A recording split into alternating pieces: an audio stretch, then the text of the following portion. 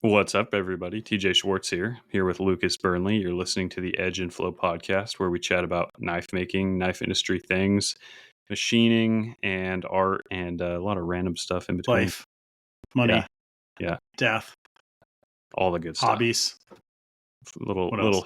World War II history and philosophy, snacks. maybe. Yeah. Speaking of snacks, man, I just made chop.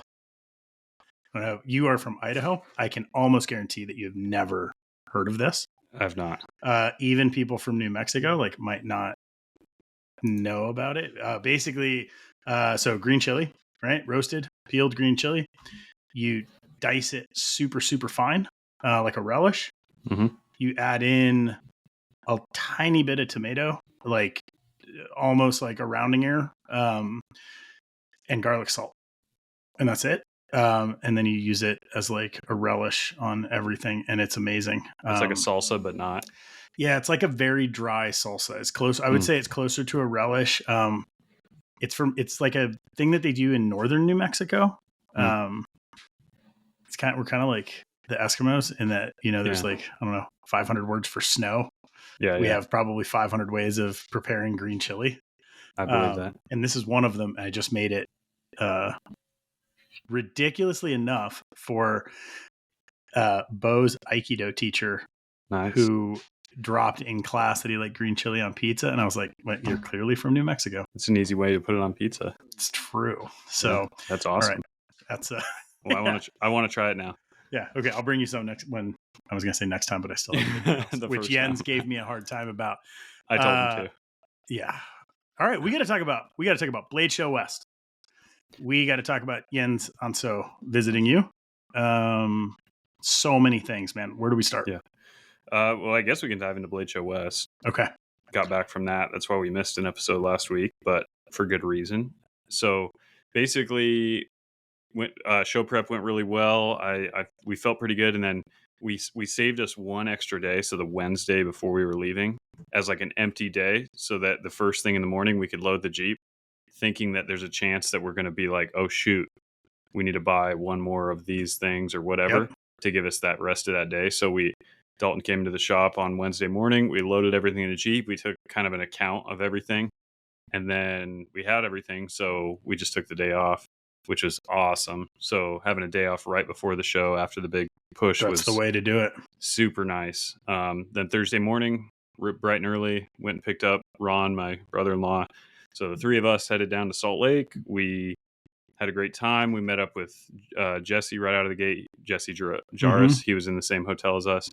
And then, Friday morning it would be. We got into the center with all our gear, and it was fun, and it was awesome, and it was our first actual exhibit, and it was a booth, and we built knives, and we had fun and talked to a lot of people, and overall just like vibrating over that still. Dude, okay. First question. You took a day off before you left. As far as like show prep went, you had a very strong plan going into it. You looked like you were really doing well with like staying on track, which is not surprising, and like being ahead. Any surprises for you? Like, at what point were you done completely for the show? And was there any discrepancy from what you had planned? So we thought we were going to have a huge discrepancy, which is we thought we weren't going to have Stonewash Overland Sports at all. And our heat treater had just a miraculous turnaround time out of nowhere. And we dropped them off, like, fingers crossed that maybe like in the wee hours before leaving, we'd get a couple of them on board. But I dropped them off at Heat Treat the week prior, and it's usually I expect like maybe a week there. They had it there for like 24 hours and they were done. And that's amazing. So that was a close call that ended up not being a close call. And we ended up having them at the show, and I'm super happy about that. The one thing we like flat out forgot is we ended up not having any like business cards. And I swear 100 people asked, and I'm an idiot for not thinking of that. But it's funny because on a day-to-day basis, you're not encountering that, especially like where the market is now. Like, I keep business cards in my truck for random conversations. Dude, at shows, people actually want business cards, which is always so interesting to me. Yep. They can find you on Instagram. They can find you on Facebook, like your website. But Yeah, no, I used to always bring them when I was just like on foot as a Yeah. designer for obvious reasons, and then having a table, I was like, I don't need those because I have the knives right here. But then a lot of people had like it was their first experience seeing any of our stuff, so it's like maybe they weren't ready to buy yet, but they're like, Yep. "Ooh, I'm gonna have to look into this," and I just completely didn't think about that. By the Yep. way, I can't see your video feed right now. Weird. I can see yours. You're hearing me fine? I can hear you fine. I can see you but I fine. mean, I guess okay. That is weird. Hopefully the internet improves, but should be all good. That's weird. Yeah, I'm crystal clear on my end. Hmm. Okay. All right. Second thing about the show. How did the assembly process go? When? So it was a total win. I would say basically zero hangups except for one, which is I underestimated how dimly lit that place Ooh. is. And everything going into the boxes was 100% QC'd, like extra QC'd. I just want to make sure that we Mm-hmm. weren't worrying about that at the show. So I wasn't worried about like faulty product, but what I did is I oiled everything going into the case, and I just wanted to do that so that when we got to the show, you'd assemble a knife and you'd wipe all the oil off and just make it so there's no Yeah. streaks. You on like a black Cerakote, Yeah. you couldn't see the oil at all. So we Right. were wiping them down, and I'm like, if they immediately take it to like a surgeon type lighting, medical Right. lighting, they're Gonna look- immediately going to see like the oil just rubbed around in streaks because you can't see it at the show. Interesting. So it's like, I hope that isn't offensive to some people that picked one up. I bet it's not. That's kind of But cool, maybe.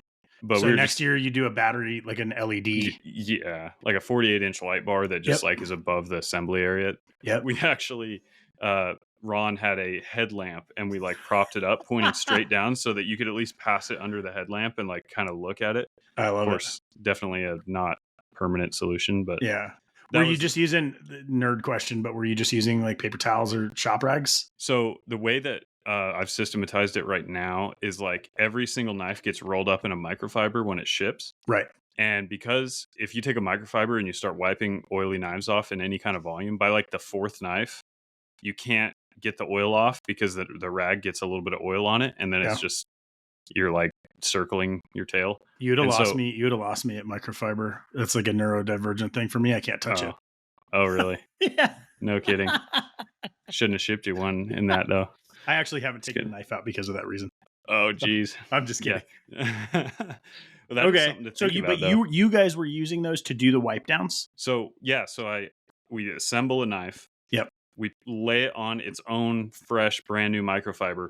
Got it. We wipe it down on its own microfiber, and then roll it up in that microfiber. So we're not wiping off like grit or anything gross. Sure. It's Just oil. They've all been cleaned already. Yep. And so it's like it's one fresh microfiber per knife. Just makes every single one just clean up perfectly. Yep. If you can see it, you know what I mean? If you can see it. Yeah. I was wondering, like, if like a process of having like some type of solvent wipe like out of the gate, just in that scenario where you're like, okay, these wipes are alcohol wipes, to where you're like, you're cutting the oil, just reducing kind of the margin of error. Yeah. No, that could be an idea. Nice. Yeah. Okay, so from a process standpoint, worked great. How Really was good. feedback from people?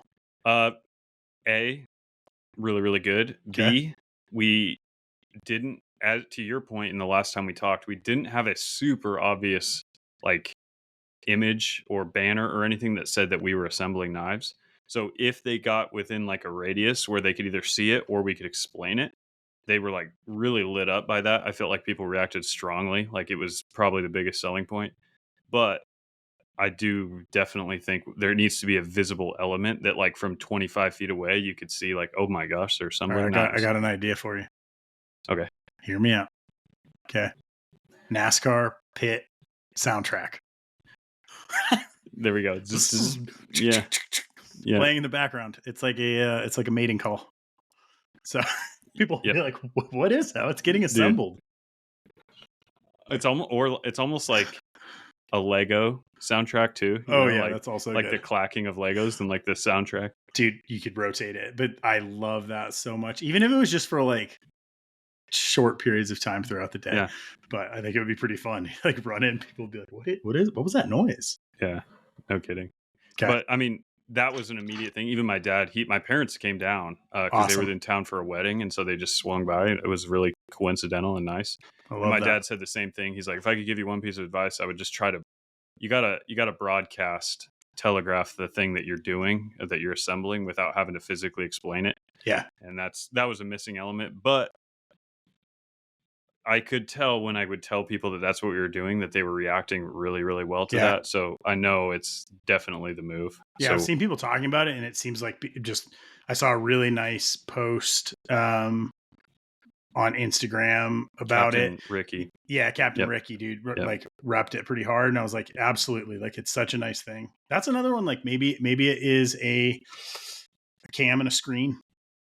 Like you just throw a screen up on that back wall, Yeah. and you have a little camera, and or even if it was canned, but like the Yeah. idea of like things happening, being assembled that are visible across the room. Yeah. That's pretty cool. I've even thought of having like some sort of banner that's like the most on the nose way of saying it, like knives built here, or knives, you know what I mean? Like some Yep. sort of arrow with like assembled here or something. You know what I mean? Dude, knives built here is actually great because it's kind of like a double entendre, just Yeah. from the standpoint of like, oh, what do they mean here? It's Yeah. like, oh, it's like US made. And you're like, no, we mean Here. right here. Physically. That's a really fun Yeah. conversation point. Yeah. Yeah. So I get to ask you something that I haven't gotten to ask you. It's so knife makery. Okay. How was the show? It's Like good. how was the tempo of the show? So, How was the show? It was the most relaxed I've ever been at a blade show in a weird way. The Oh. anticipation was way worse than actually doing it because, as you know, Atlanta has a way of not letting you sleep. It's just the way that city and that show works. Yeah. This show was very different because our hotel was like visible from the event center, like we were across the street literally. Yeah. But you don't have like the pit and like the vibration of that like kind of drawing you in. Right. And so we still went to the to the pubs and stuff and like hung out with some people, and it was really fun. But I just got so much more sleep, and going into it, that was a goal, and that was just a game changer. Like having sleep is so important. Yeah, nice, man. So no, we all had fun. So not seeing it this year myself, how do you feel like overall, like attendance, maker attendance, like how was it?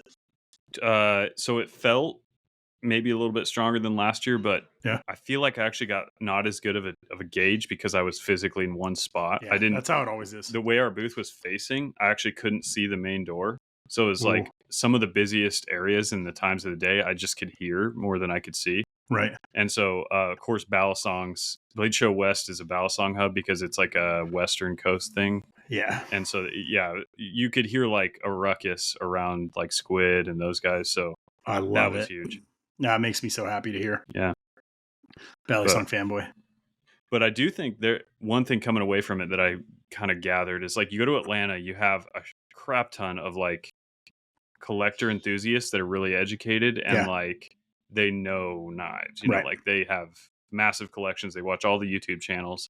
Whereas in Salt Lake, you had those types, but you also had the archery hunter, the backpacker, the maybe not necessarily like an off the street guy, but like a passing knife guy, where I remember explaining to numerous people like what MagnaCut is, and that's just an immediate tell that it's like they're probably into knives, but if they don't know what MagnaCut is yet, they're not watching YouTube about knives. You know what I mean?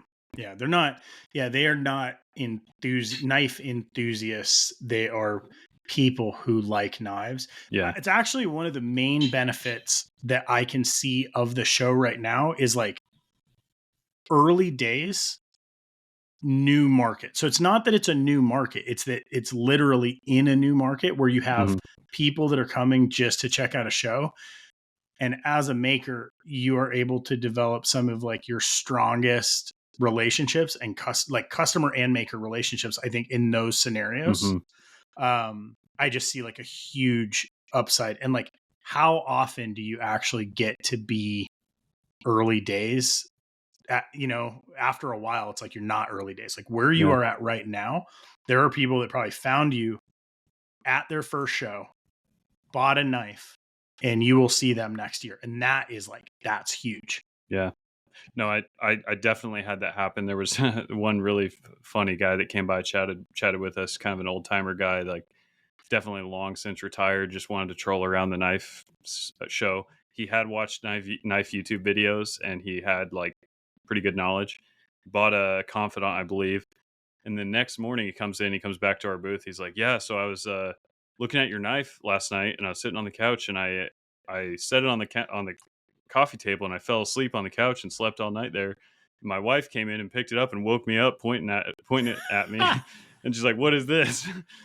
And he's like, it's a knife. I'm gonna go back and probably buy a couple more. And it was just the way, that old timer, just I love awesome it. storytelling. And that I remember looking at Dalton and Ron and being like, I don't get that on the internet. Yeah, This you is only can't. a in-person thing. It was so You funny. can't replace it. There, we've talked about this, like the shift with like younger makers kind of like not doing shows. And there's multiple reasons for it, but at the end of the day, there is no replacement for that type of networking where you're just face to face, man. Like you can do it in a way through social media, but it's not the same. And I say this as like having done both of them. Mm-hmm. Mm-hmm. Yeah, there's something that like when you connect, it's like, it's great. Mm-hmm. And to see the look on someone's face, like it's different getting a DM Yeah. versus like somebody picks it up and you're watching them and you're watching like the process and their response to it. That's a very cool ability. Yeah. And just the ability to answer questions real time. Yep. That someone probably wouldn't spend the energy to like craft an email to ask a question that, but it's a question that either is surprising or not surprising, but it's data. You know what I mean? Yeah. So it was amazing. Honestly, like all three of us just went away like, this is fun. Ron's like, I got to be back next year. First show for both of them. Yeah. First blade show of any kind. Yeah. I love it. Yeah. So it was, did you walk the show? I walked the show minimally. Okay. That's something I would improve is we didn't have a good way. I didn't have the two guys really trained up on using the point of sale. Okay. And so I kind of gave them like a rundown, but I was like, I could just tell that I should have worked them into that earlier. And I just a little bit afraid to just walk away and then there being an issue taking payment. So I tried to stick to the booth like most of the time, but I did get to walk around a few times and saw a lot of cool people. And fortunately, a lot of people that I know came to my booth. So yeah, well, you're old hand. I mean, like people knew that you were doing a show for the first time, but you're like able to like see people that it's not cold calling for you. Okay, two questions around that. One, point of sale. You had asked me a question about cash versus card. What was your experience? It actually leaned the other way for me in that it was overwhelmingly card. And that is because it is not knife show customers. Yeah, that exactly. would be my gut. And there was a good amount of like cash purchases, but I feel like a lot of the cash purchases were vendors. I feel like we sold quite a few knives to either friends of mine or people that are in the industry, like exhibitor badge people. Yep. And they all had cash because they're all selling. Right. That's the thing that like once you are in that world, cash is king. It starts to flip, right? Yep. Okay, nice. So you had point of sale set up. Second part of the question, since you did walk around a little bit, any like takeaways, trends, and just anything that you saw that's like exciting, different? Takeaways and trends. New? Like I said, this show seemed to favor outdoorsy stuff. Yeah. Overall, like there was the Balisong's notwithstanding because they're kind of in a microcosm, but it seemed like if you were ultra high end, some guys said it maybe wasn't as good a show. I didn't talk to everybody, so I only have like anecdotal information, but like it might be that it's like because it hasn't formed a massive amount of collector travel coming to the show yet, that the low to mid range price, low air quotes, you know what I mean, is like something that's approachable from a non-knife enthusiast seem to do exceptionally well. I don't know if that's a greater trend or if that is just a Blade Show West thing. Gut responses, that's like trending right now anyway. Interesting. Was there anything where you saw like crazy hype? Did you see, you see the videos of people running in, right? Was there anything that you noticed where like you're like, oh, that booth, like people are like crushing that booth? quite overwhelmingly ballast song. Yeah, that makes sense. Yeah, but again, I didn't get a good eye on Yeah, it's that. hard. And so it'd be hard to say, but I just know, just in the few times I got to walk out of the booth, that's where a lot of them were. Also, what else? I mean, so the Archer launched also, the knife I did for I figured tactile. we'd save that because that's a Yeah. whole new thing. Yeah, they got busy. I think they only brought a few, but they sold those. Okay, So amazing. yeah, that was good. What was the feedback on the Archer? So far, this is first release. Yep. So far, so good. I mean, I did have one on me in the booth and showed it to people. Seems like people really like it. I haven't seen like an in-depth, like a YouTube review or anything like that Right. yet, but yeah, just verbally, I mean, seems like really, really positive. I'm really happy. They did a good job. Did they have multiple variations, or was there like a show standard? No, they had a lot of variation. Like, I don't know what the breakdown was, but it might not have been that any of them were similar to each other. Like, very cool. All of them custom. Maybe. I mean, there might have been a couple that were duplicates. I don't know. It's funny, man. After, I can't remember if it was last episode that we were talking, but you had mentioned the term hyper knife. Mm-hmm. And that, man, it's really stuck with me. And I love it so much. And it really, I've always named things, like we've talked about, like post tactical and like all these like little ways of kind of labeling a process, a trend, a development, even if it's just for internal. Mm-hmm. And like, I feel like hearing the term hyper knife gave me a certain, I don't know how to explain it even. It's like it created a category in my mind that I was lumping under custom, but struggled with when I would do it sometimes. And so like now it's like almost in my brain, there's like, oh yeah, it's like you can do hyper knife series. That doesn't have to be the inline. I don't know. It's just like, it was very, as soon as you said it, it just like stuck. I'm a car guy, so I think of a lot of things in terms of car lingo. Yeah. I think that is a very solid one. And I mean, it explains like a whole genre, subgenre of our industry, which is like, for a long time it was tactical, right? And then you go like, there was, I think Ken had said like gentical, right? Which is like very Ken, gentleman's tactical, right? Elevated. I was using post tactical.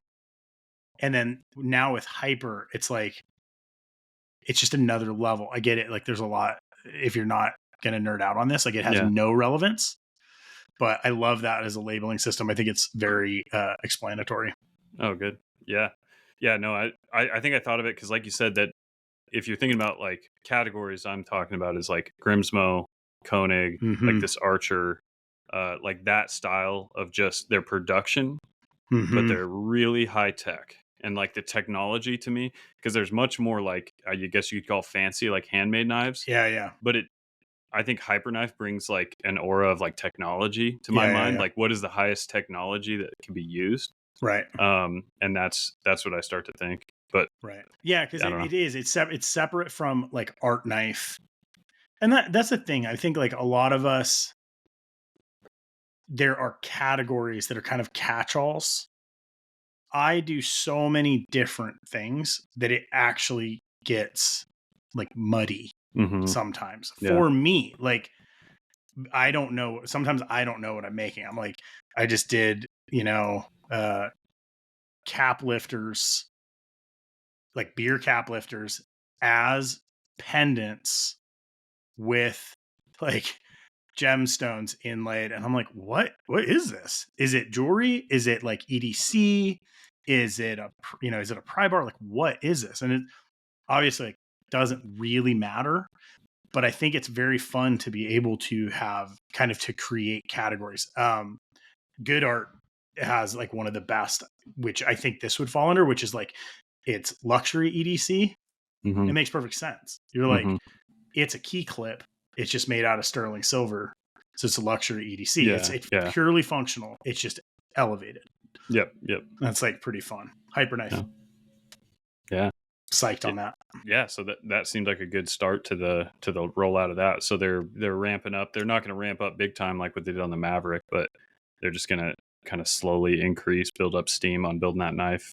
Nice. So yeah, that's going to be fun to Do you watch. know, or like, can you even like talk about like, do you know if will it be something that's like just an ongoing project, or will they be built and dropped? Like, So they are targeting shows okay, during the ramp up because they go to a lot of shows as a right, company, and so they can actually like sell a good amount of the initial ramp up just going to shows just in only. person, But right, they have mentioned like depending on how ramping up goes, doing a couple drops on the internet like in between. And so I think it's gonna be a wait and see because admittedly like it's a hard knife to make. That's what makes it a hyper right, knife. And so it's like they have to decide how big of a piece of pie in terms of their man hours is going to go to a project like this. And it's not all hands on deck. This is the whole meat and potatoes of the company. It's more of a Halo product that is limited. You know what I mean? Not necessarily mm-hmm. intentionally, because when it's that hard to make, I mean, it's just naturally limited. It's just how it is. Yeah, love it. So Okay, good stuff. okay. Topic change. Mm-hmm. You want to do a little? You want to do a little on-air consulting for me? Oh, you gonna buy a Jeep or what? No, man. Okay. I'm not gonna buy a Jeep. I was just something I was thinking about. So, okay, I'm running my plan, right? Which is my monthly hit my like financial goal with a set line of products. Plan is basically do that through the end of the year. And I'm trying to figure out how to bring we'll use a knife for example. So I'm going to bring the tuna back. I'm going to start making parts. Okay. What I've realized is that I've wanted to do like these big changes. I don't have time for big changes. Mm-hmm. You kind of know how I'm making parts right now. So bar stock to coupon to part, all internal. Okay. I was going to ask you if you saw an area for like a small improvement of what I'm doing now, like an efficiency improvement, if you had a gut response as to what that would be. On the tuna, Yeah, let's use tuna. just as an example. Yeah, there's a larger process conversation, right? Which is how do you, at this point, like, because I have so many small things going on, how and when do I make improvements? Yeah. But right now, looking at the tuna, the way that I'm making it, what would it be? How is the titanium arriving to you? Is it in sheet or is it in sheet. coupon? It's in sheet. Yep. And you're bandsawing. Yep. Bandsaw coupons. Water jet. Okay. So water jet to part, oversized part. Yep. Okay. That means I have to redo all of my fixturing. Okay. Right. Maybe not. Okay. That would hold true for almost any part of the knife. So blade, frames, oversized water jet blanks. So I would get a Pearson, because you have a Pearson now, have it, correct? Yep. I would get a Pearson pallet built with the necessary features to machine from water jet all the components. Okay. Since the way you're doing like a very one piece flow, again, this is off the cuff. Like yeah, coming from a guy who actually hasn't made folders, but parts are parts. If you had a Pearson pallet in a one piece flow scenario where the blade and the handles were on the pallet together, yep, as a one stop like pallets in the machine to make tunas today. Okay. And then have water jet supplied. That I mean, for me, I found out real quick like there's so much friction at the beginning for stock prep and stuff that it's not just about eliminating things that take time. It's also eliminating things that are mental friction that are like that are the rougher parts of the process, and get straight to the precision as soon as possible. Get to the precision as soon as possible, because the bandsawing is like your time has no value there. You know what I mean? Like zero. Yeah, it's like a water jet can do that better, faster, and cheaper than you can.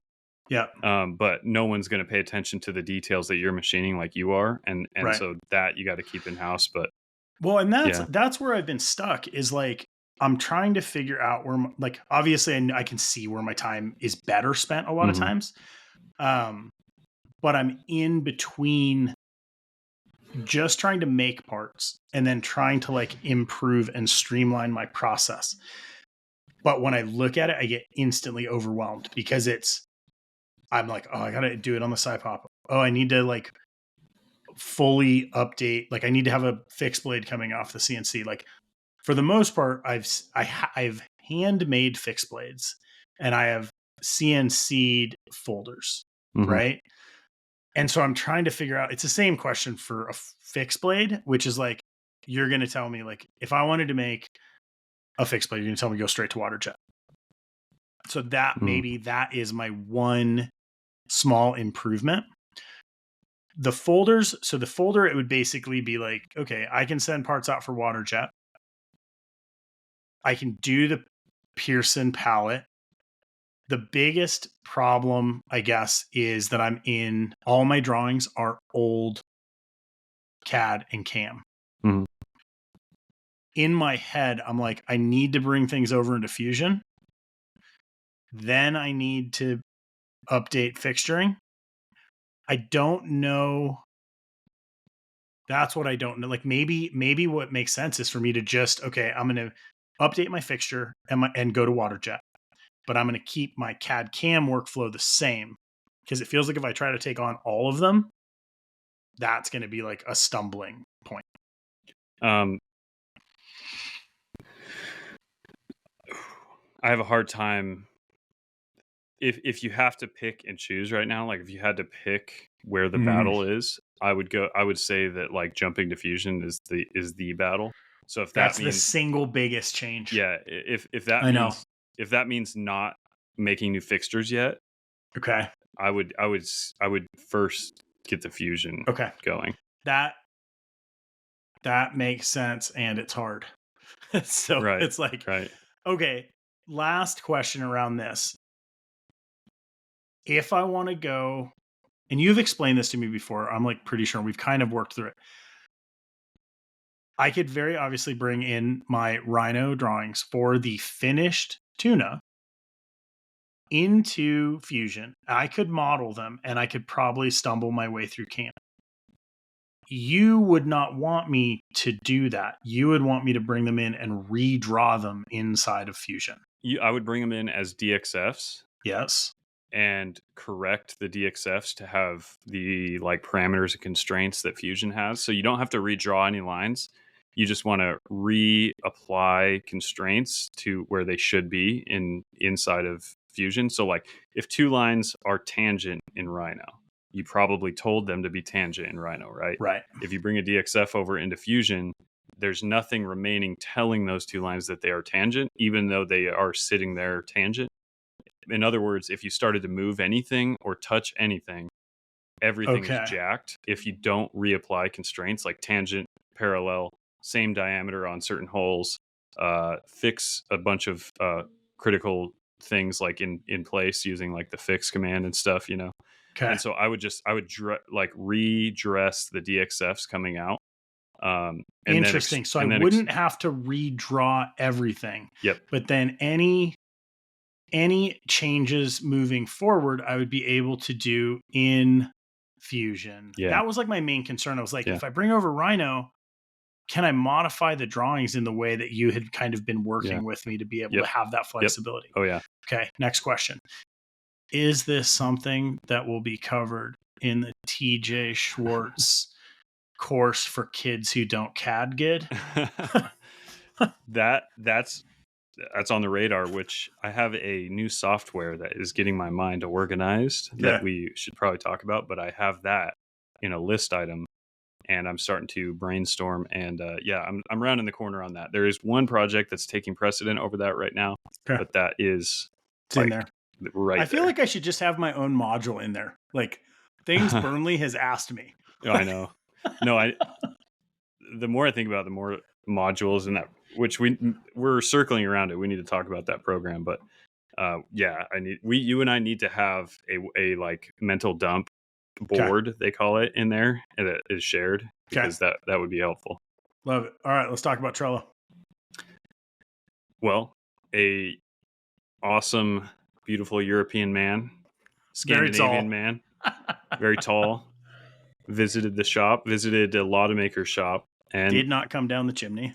And no, he did not, as far as I know. But I was very happy that he made the trip because it's a lot of traveling for him. But he ended up in my shop. His name's Jens Anso. Some of you might have heard of him. But he just completely like blew me away with this program that he's using, and he wanted to demo it like really hard. Yeah. And I totally soaked into it and was like, this is the thing. This program is called Trello, Trello. It's free through the first like however long, and there's a lot of features that are like paywalled and stuff, but you can use it for free, which I still am. It is essentially a mix of like, you could almost say it's like take Google Sheets, Google Docs, like Zoom, connect like all these interconnectivity, like process improvement and like workflow things, and put them together. So in other words, you have boards, and you have in a board, you can have like lists of things, you can have photos, you can have notes, you can have literal checklists with check boxes that are all live. You can kind of rotate them around. You can add team members to these boards. So like right now we have a board for production. Dalton right now is in the shop. He's going through the checklist that's in that production board. If I'm somewhere else, I could look at that and be like, oh, wait a minute, I forgot. We really need these scales run. I could add it. And then it's on the screen in the shop, like the list is live. And then, so that's a very hands-on specific thing, but you could also have a board that's like macro to-do list, kind of like I've talked about in the past, where it's like the CAD course. And then it's like, you don't even, what I have is it's not necessarily to-do items, but it's like questions that need answered. Right. So it's like that. I have a list of those things. And then I have a board, and I downloaded this yesterday. So this is how quickly I was like enveloped in it. I think I have a board for things to order. So like if Dalton's like, oh shoot, we are going to need trash bags. Right. Super simple. It's not He Kanban. can add it. Yeah. He can just throw it in there. And then it's like, I can kind of revisit that and just see, oh, these are weird miscellaneous things that need bought or whatever. And we should have a board where we are shared team members, where you're just like dumping ideas for the pod, dumping questions, things that we don't need to call each other for, but like maybe we should discuss on the pod in the future. Like yeah. He visited us a while back, and he preached the gospel of it. Maddie and I have still not done it, and it's on our to-do list, which is, kind of par for the course. But when he gave me the breakdown and like showed me how he was using it, it's super strong. Yeah. And I've messed, like I used Todoist, and like Maddie's used different, like project management software and stuff. Trello seems like it hits like kind of a sweet spot for creatives, because a lot of these things are made or designed for a more like office flow. Yeah. Or like a true manufacturing flow. Or a true manufacturing flow. Which like, I don't know. Trello seems like, for my brain, it made a lot of sense. Yeah. So, okay. That gives me like another reason to finally do it. I just need I need the time. Yeah. To schedule it. Need Trello to do Trello. Yeah. Yeah. You need to open Trello and create the first list item to organize your Trello boards. Man, I wish I was more organized. Okay. That's pretty exciting. Okay. So you're already using it to like good effect. I think. We'll see. Yeah. We'll see. Yeah. How was the rest of the visit with Jens? What'd you guys do? Oh, he's awesome, dude. We had dinner. We had some delicious food. He came the next day. He came out to the shop. We just kind of went through the shop. Obviously, a shop tour right now is kind of a nickel tour. It's not. It doesn't take much, but just lots of questions about things, going on. And we just talked shop. Had lunch. He had to head out. Just good times. Really enjoyed talking to him. Talking about historical stuff in the industry as well as like current things. Yeah. I was very bummed to miss that. I was trying to figure it out and I couldn't do it. But I'm glad that he got to come spend some time with you. And I will say that you had like effect. I talked to him afterwards too, and he was like, holy cow. And like, there's some things that like I need to learn. I was like, nice. Well, that's the beauty of, I think, our industry, man. It's like crazy. If you can make the time to go visit someone, there's so much to learn. Mm-hmm. It's really cool. Yeah. It was that. It's all because I talked to him a lot at the show too. Yeah. But you have them here. Having someone in your shop is like a totally different thing. Very like different. the degree of focus available is different. So it was a high quality experience. Actually, I'm bummed because a long time ago I had this idea, but I haven't been doing it. We have a Polaroid camera. I got a Polaroid of him and I yeah. with a date, threw it on the board. I missed a couple makers that came because I want to have a board of like all the industry guys. And so Jesse Jarvis, you need to come back and get a Polaroid with me. Richard Rogers. I know Sally listens. I don't know about Richard, but hi guys. You got to come back. I love that. I might have to steal that idea. I've got a lot of photos, but I'm terrible about remembering to do it. Same. When people visit the shop. Yeah, same. I don't know if I'm like the only maker. I like get like, it's not insecurity, I don't think, but it's like, I feel weird asking for someone to take a photo with me. Same. And I need to just get over it. Yeah. It's like, okay. That's a good takeaway. Yeah. I've seen the thing where it's like, you're trying to say something on social media about your best friend and you're trying to find a picture of you with them. And it's like, well, here's one from 6th grade. You know what I mean? It's like, yeah, we got to be better about that. Yeah. Agreed. Okay. What else? Where are we at? Like I said, I'm kind of like vibrating right now. Holy cow. Yeah. I mean, really, really enlightening and validating show, like super validating. That was probably the biggest feeling coming away. Like the sales were good, but I didn't go down there trying to sell knives as a goal. I went down there as like I want to see and shake hands and actually sell knives from a just like connectivity standpoint. And holy cow, like I felt super validated. A lot of really great people came by, people that had the products already or were wanting the products. I was going to ask that, like, just from that standpoint, were there like people that you met from that had been following you online that actually stopped by? It sounds like a lot. The majority of people that bought knives either already had one or were like very close circling it and then came in and got it. Do you have a sense, since you had real, like, this is something that I never know. I show up to a show and I've got basically one-offs, right? Mm-hmm. I never know what's most popular. Did you walk away with a sense of like, man, sales on this were really, really good? Was there a clear winner? The thing is, they're the same options that are on the site, so it did track pretty well with that. I would say we brought interesting.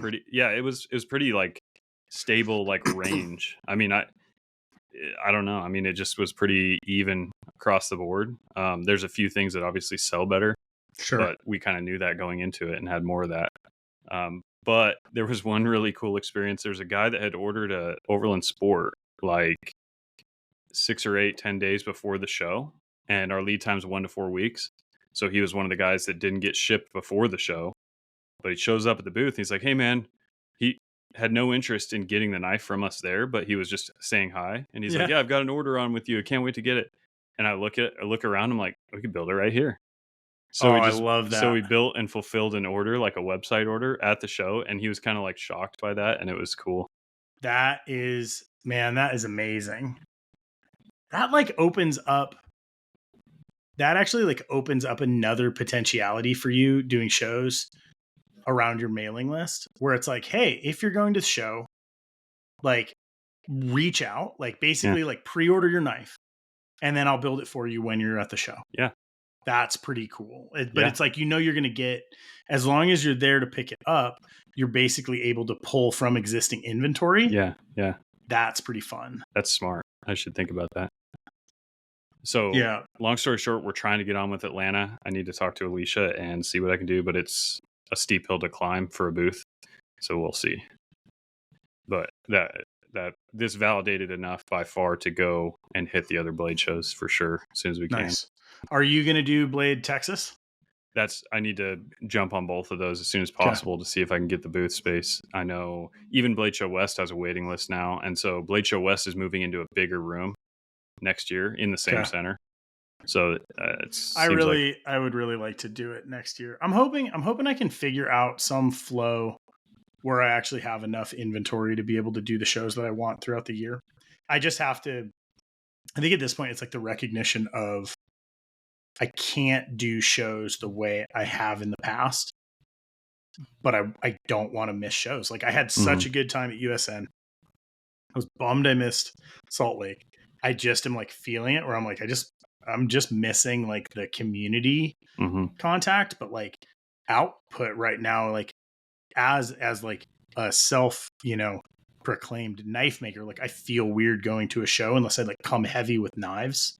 And so either I kind of shift what type of knife I'm bringing, or I don't do shows. Like that's not like a great balance. So I'm trying to figure out like what that trade-off looks like.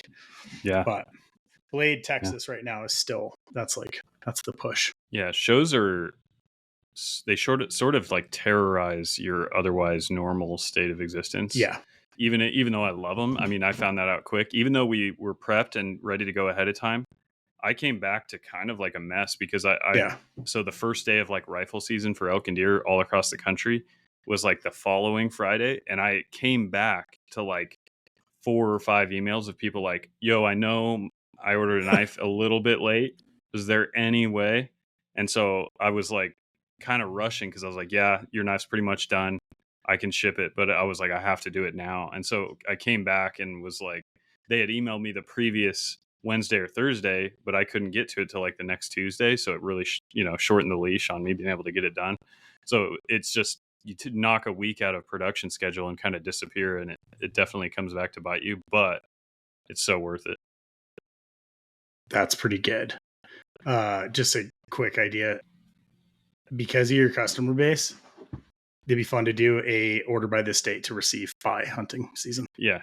It's like Christmas, but not. Yeah. You like just send out an email and you're like, boom, get it in now, guaranteed here 2 weeks before your hunt.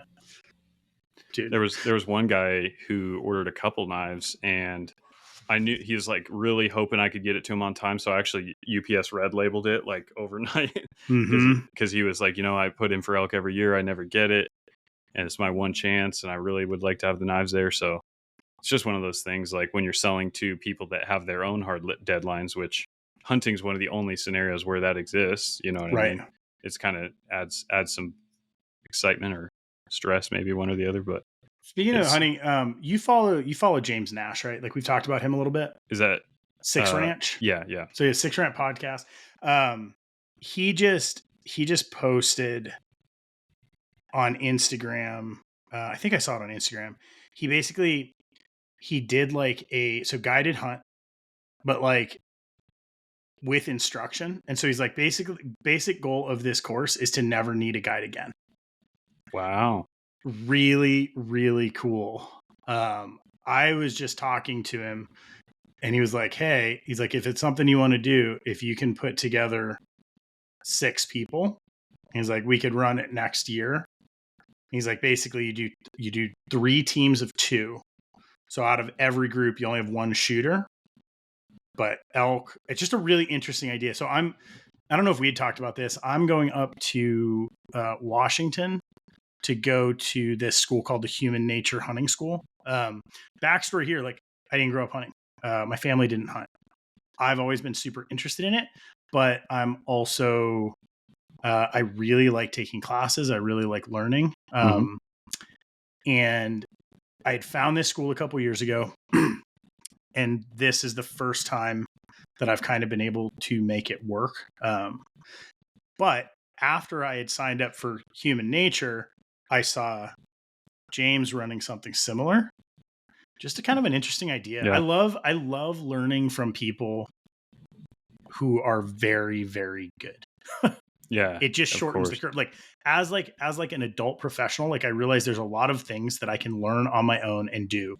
There's more things that like intrinsically, I think people are like, I can figure it out. Like I know myself, and I'm just like, I love learning like the right way of doing things. If there is a theoretical right way. Yeah. Human Nature School, because it's like their thing is like ethical hunting, and that's always been interesting to me. And I was like, all right, like I want to go and like sit in on this. So I'm doing like fantastic. 9 days. Yeah. Next April. Sweet, dude. I added on a 3-day turkey hunting course because you and I have hunted the turkey. Yep. The elusive, diabolical turkey. Like, yeah. Oh man. Anyway, just like a total side note, if you're listening to this and you're not hunting, give James a follow. He's got a rad feed. He's always cooking good stuff. He's in Eastern Oregon. Yeah. Yeah, that's what I thought. Pretty cool. I haven't spent as much time with him as I would like to, but super interesting dude. So his podcast is Six Ranch. But yeah. We need to hang out with him at some point. Like, you and I should just like go up there. Yeah. At some point. Yeah, that'd be cool. Okay. So what else? I debated it before we hit record. I wondered. There's two little things that are happening that have me also kind of freaking out / excited. I might be moving into an industrial space. Strong on the might. It's looking pretty good, but I'm trying to temper expectations. It's very close by, and it would multiply my working area by 8x or something like that. So I would basically have too much room overnight, at least for a week, and then I would have not enough room in the second week. But I'm not going to say that I called it. Yeah. By saying foregone conclusion. Yeah. I would say that even if this specific doesn't work out, this is a shift. I think it's there. This one fell in my lap. And so it's what like jarred me to think this is the way to go. But yeah, you're right. If it doesn't go through, like I've now been pushed to that point. Can't unsee it. Yeah. And so I hope it does work out. If it does, well, regardless of whether it does, we are trying to take Schwartz knives to the next level.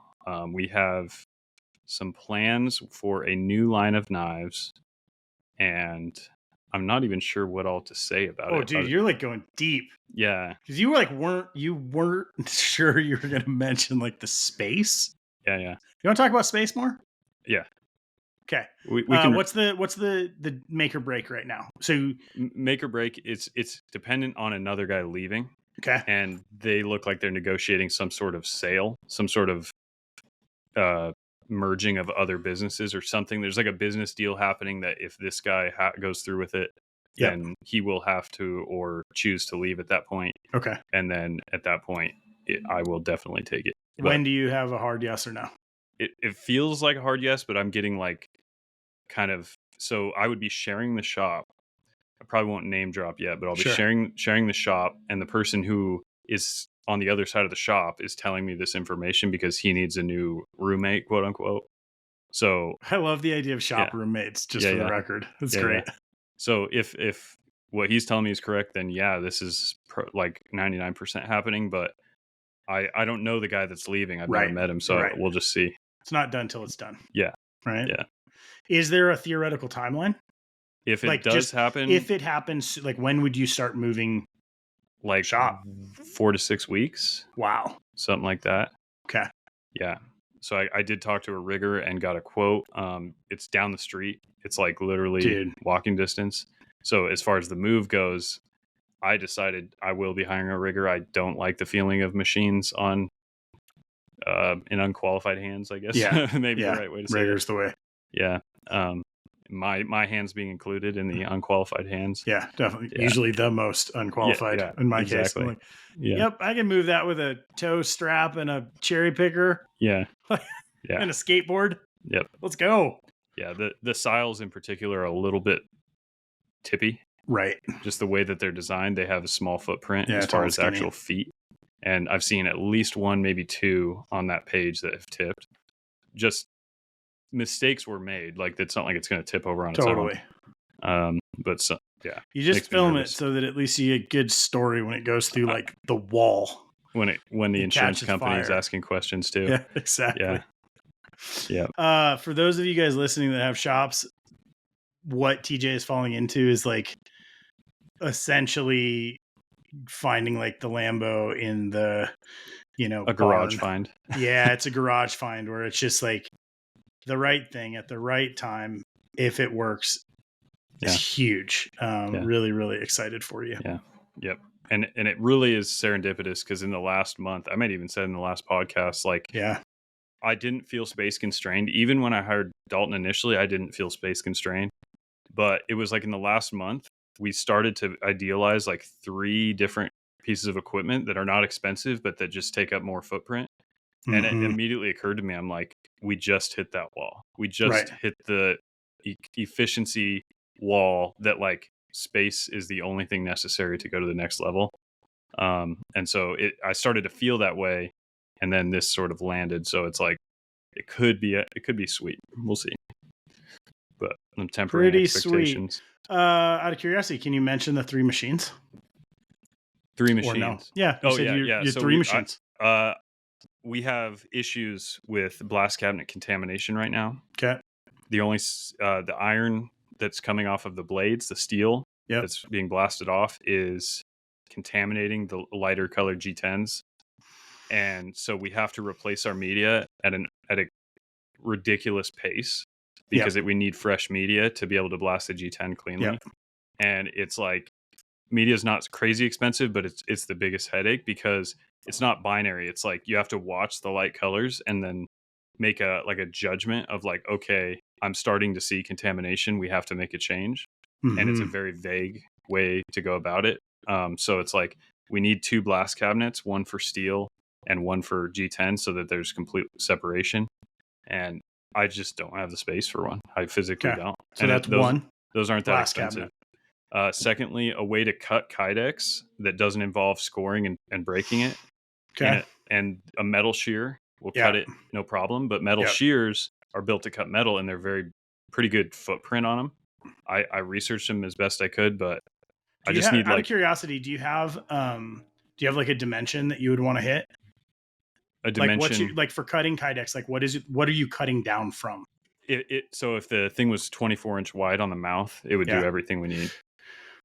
Okay. There's like some, not to like change anything, just in my brain, there are some like small shop tools that are definitely in that size range that are like bench toppy. Yeah. Okay. Third machine. I know what it is. Third machine is, there's another mill needed that is either bigger than the sile, such that the sile gets to do the G10, or smaller than the Tormac, such that the Kydex moves to the small machine and the G10 stays on the Tormac, because Kydex, G10, and wet process like machining steel, they really need to be 3 machines running those 3 because they're so different. And they have so much overlap in terms of, someone could be easily making Kydex while the G10's running. It'd be very easy. We cannot do it without one more machine. If it was just you, would the machines stay the same? This is a question asking for a friend. If it was just me, would I still be looking at this acquisition? Yeah. No. Okay. No, it'd be 2 machines is all I could manage with one guy. Okay. Only reason being is like, so you have a wet machine and a dry machine, basically. Yeah, exactly. Now it would work fine. But right now, like I said, we're coming up against the bottleneck of Dalton could get a lot more done if he could make Kydex while G10's running. Is a router not, like a CNC router, not an option for Kydex? It probably is. Like a small format option where, because how many tools do you run when you're running Kydex? We do 2 because we drill, but you could easily run 1 and interpolate the holes. Combined, Okay. But interesting. So like I said, it's either we stretch down or we stretch up. And the idea was to stretch down because I thought our next shop would be marginally bigger than our current shop. But if we do multiply our space, it'd be over 2,000 square feet. If we are able to do that, then a larger machine above the sile would be pretty doable space-wise, which is the calculus just changed, in other words. So that's probably the direction I'm imagining right now. Okay. That's very exciting. It is very exciting. I've been window shopping on the old internets. Danger. It is. I think it's less dangerous for you than it is for me. I have a feeling. I don't know why, but window shopping is not an acceptable habit for me. Because it leads to window purchasing. Not me. Yeah. Yeah. Couple closers. Some of you guys signed up for Patreon. Thank you so much. Oh yeah, absolutely. Super exciting. I think one of the first things that TJ and I are working on is getting the Discord like finalized and set up. And the idea behind that is community inside of community. Yeah. I think really fun for us to be able to talk to you guys, but realizing that like when you're listening to a podcast, for the most part, you don't know who else is listening. So I thought it would be cool for everyone, if you want to be in there, to like network and be able to talk to each other. So that is coming shortly. Absolutely. TJ's going to put it in Trello. That is 100% true. I will be doing that. I got to put the podcast in Trello first. I haven't done that yet. So we need to share that. We need to share that board. All right. That means I need to start one. But before you guys go, a huge cliffhanger earlier. New line of knives are coming. Ooh. It's gonna be different. Let me just tell you. Okay. Let me just tell you. Do it. It's gonna be different. Anyway. It's gonna be different. Yeah. Is it dependent on the new shop? No. Not it happening, but it being scalable. Oh yeah, for sure. Okay. I love it. Okay. So that's our show for today, guys. Thank you for listening. Yep. TJ, appreciate congratulations on First Blood. We sorry for not mentioning Patreon till the end. If anyone's interested, go ahead and jump on there, and we'd love to chat with you in there. And once again, echoing you, thank you to those who did join. Yeah, appreciate you guys. Yep. All right, stay safe. Yep. Make cool stuff. See you guys around. Peace.